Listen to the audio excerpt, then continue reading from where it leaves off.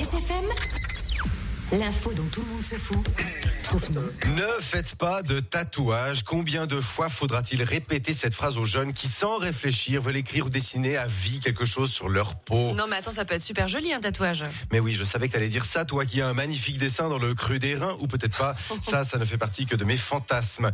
Bien sûr, ça peut être joli un tatouage, mais bon, on grandit, on change, et avec l'âge, on n'aimera peut-être plus le joli dauphin rose qu'on s'était fait sur la fesse gauche, ou la clé de sol qu'on s'était faite dans le dos.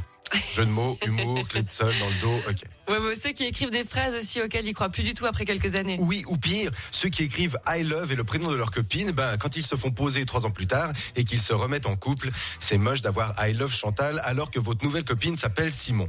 Et actuellement, les moyens d'enlever un tatouage au laser, c'est pas encore top, et j'en connais qui finissent avec une peau de lépreux à la place de leur petit serpent bleu et jaune sur le torse. Et là, c'est le cas de le dire, c'est pas de peau.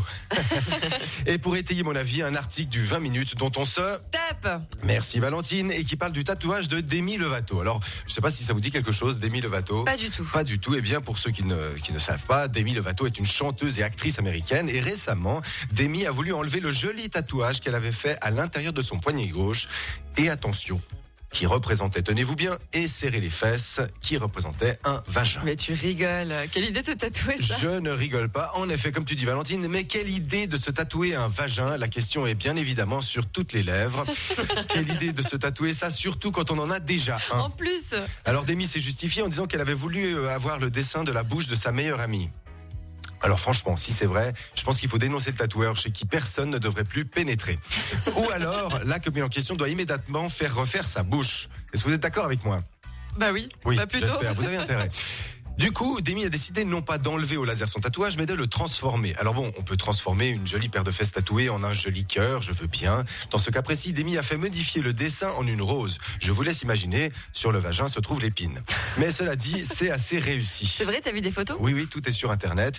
Et c'était sans compter sur l'artiste du dessin d'origine qui n'a pas aimé que Demi le fasse modifier et a commencé à insulter la chanteuse. Combat sur Instagram et Twitter dont on se tape évidemment. Mais elles ont dit quoi sur Instagram? Mais on s'en tape, Valentine. Mais non. Mais bon, vu que tu poses la question, la tatoueuse a dit que le nouveau tatouage craignait et que Demi serait à jamais une crétine. Elle aurait pu au moins la traiter, si je ne me trompe, de Fallope.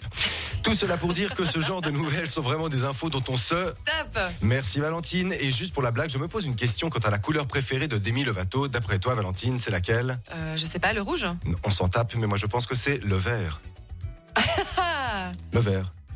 Le vert.